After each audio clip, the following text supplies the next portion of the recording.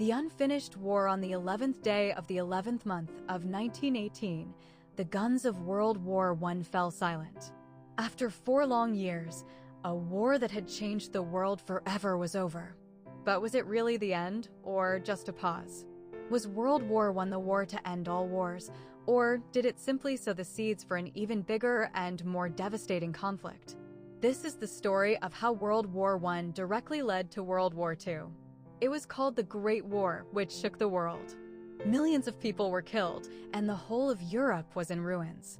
The world thought that the war was over now, a war that was fought to end all wars.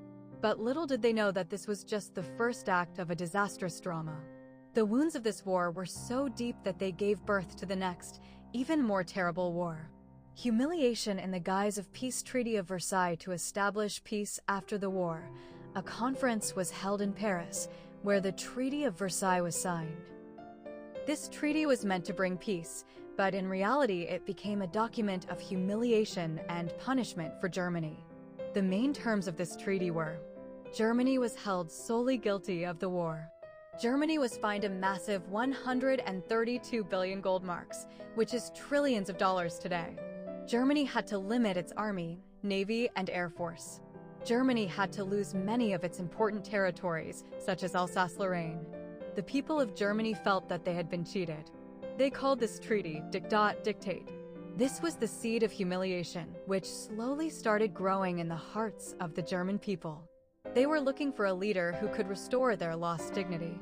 The Great Depression and the rise of dictators. After the Treaty of Versailles, the world was still recovering when in 1929 another big blow came: the Great Depression. This economic crisis that started in America soon spread all over the world. Factories started closing down. Unemployment skyrocketed. People started dying of hunger. In such a hopeless environment, dictators emerged. Benito Mussolini in Italy and Adolf Hitler in Germany took advantage of the people's despair. They promised the people that they would restore the lost glory of their country, give them work, and make their country great again. Hitler talked about tearing up the Treaty of Versailles. People were influenced by his words and considered him their savior. Failure of the League of Nations and the policy of appeasement after the First World War. The League of Nations was formed to prevent such wars in future. Its purpose was to promote peaceful dialogue between countries. But it proved to be a toothless lion. In 1931, Japan attacked China.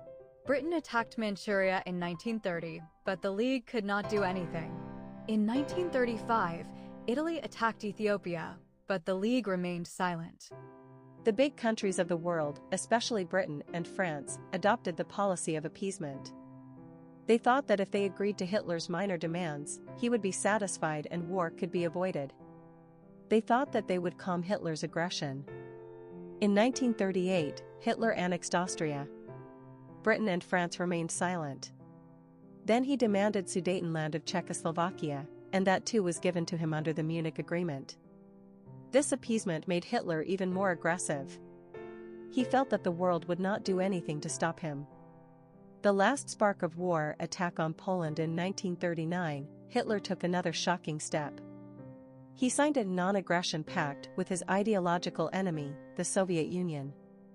This pact reduced the risk of war on the Eastern Front.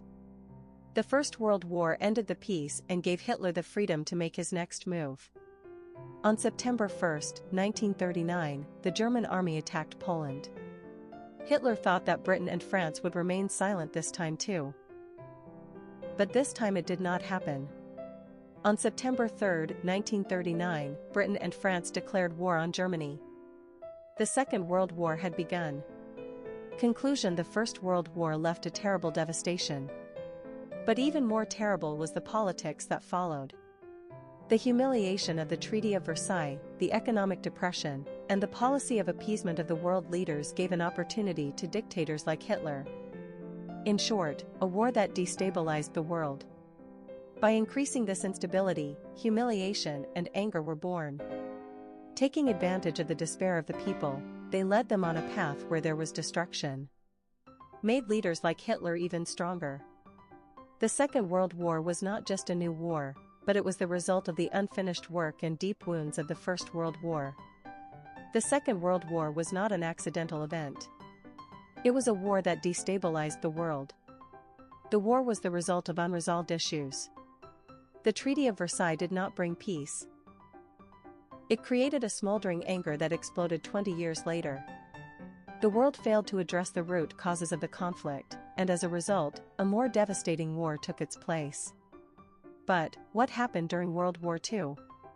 Was Hitler stopped? And did this war change the world forever?